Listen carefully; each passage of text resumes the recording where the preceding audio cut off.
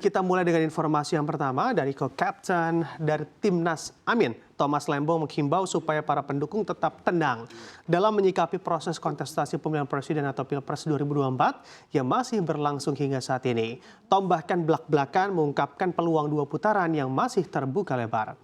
Hal tersebut disampaikan Tom melalui akun Instagram miliknya seiring dengan keunggulan paslon nomor urut 02, Prabowo Subianto dan juga Gibran Rakabuming Raka dalam perhitungan cepat atau quick count dari berbagai lembaga. Tom menghimbau kepada seluruh pihak untuk tetap terus mengawal proses perhitungan suara mulai dari tingkat TPS, kecamatan, kabupaten, dan seterusnya. Tom juga menilai peluang Pilpres 2024 dengan skema dua putaran sejatinya masih terbuka lebar, apalagi dengan berbagai dugaan kecurangan sekarang ini yang terjadi di lapangan.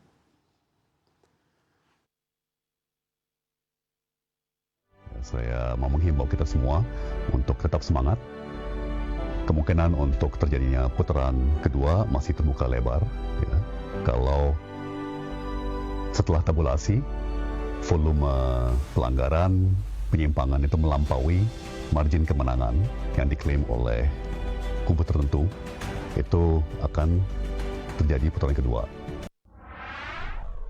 Dan kita ke informasi selanjutnya, di mana mengingat juga begitu ya, masih dari informasi gelaran Pilpres 2024, Prabowo Subianto yang unggul di sejumlah quick count, lembaga survei, dan juga perhitungan suara, sementara KPU terus dibanjiri ucapan selamat. Kali ini ucapan selamat datang dari Perdana Menteri Inggris Rishi Sunak kepada Prabowo Subianto. Perdana Menteri Inggris Rishi Sunak mengirimkan surat khusus kepada Prabowo Subianto melalui Duta Besar Inggris Dominic Jeremy yang dikirim langsung ke kediaman Prabowo Sabtu 18 Februari lalu. Dalam laman Instagram resmi Kedutaan Inggris, surat tersebut berisi ucapan selamat dari London kepada Prabowo yang telah unggul di quick count dan juga hasil hitung sementara dari Komisi Pemilihan Umum atau KPU. Rishi juga menambahkan bahwa tahun ini menjadi peringatan 75 tahun hubungan diplomatik antara London dan juga Jakarta. Dirinya mengatakan sejauh ini kedua negara telah memperoleh banyak pencapaian dalam perkuatan hubungan keduanya. Rishi pun berharap hubungan dari bilateral ini akan ditingkatkan lebih jauh pada kerjasama strategis dengan kesejahteraan ekonomi dan keamanan, termasuk kerjasama menjaga kawasan Indo-Pasifik yang bebas dan juga terbuka.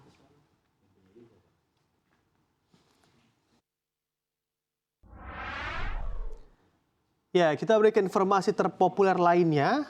Informasi terpopuler lainnya datang dari peristiwa yang mana terkait tragedi adu banteng antara komuter lain Bandung Raya dengan kereta api Turangga pada awal Januari lalu. Komite Nasional Keselamatan Transportasi atau KNKT mengungkapkan peristiwa terjadi akibat anomali uncommanded signal.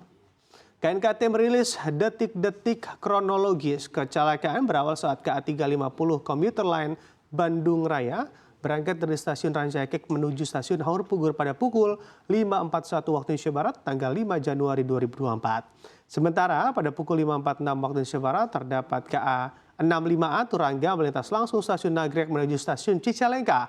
Tabrakan adu banteng terjadi di petak jalan stasiun Cicalengka hingga stasiun Haur Pugur akibat adanya perbedaan konfirmasi pada sinyal kereta.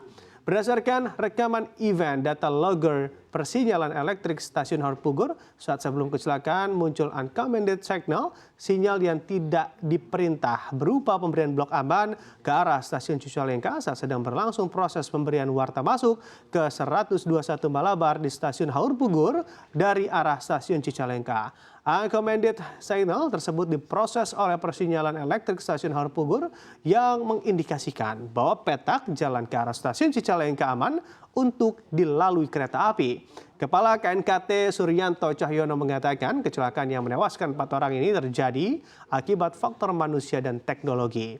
Sistem operasi stasiun Cicalengka masih mekanik, sedangkan stasiun Haur Pugur sudah elektrik.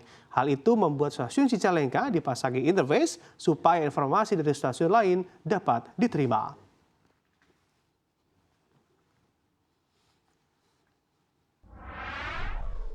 Dan kita berikan informasi lainnya dari informasi terpopuler di CNBC Indonesia. Perubahan iklim yang melanda bumi semakin mengkhawatirkan. Hal tersebut tidak hanya menjadi ancaman bagi Indonesia, namun juga bagi seluruh komunitas internasional. Badan Meteorologi Dunia WMO baru saja menyatakan 2023 tercatat sebagai tahun terpanas sepanjang pengamatan instrumental. Anomali suhu rata-rata global mencapai 1,4 derajat Celcius di atas zaman pra-industri. Kepala BMKG Dwi Korita Karnawati mengatakan angka ini harus menyentuh batas yang disepakati dalam Paris Agreement tahun 2015 bahwa dunia harus menahan laju pemanasan global pada angka 1,5 derajat Celcius.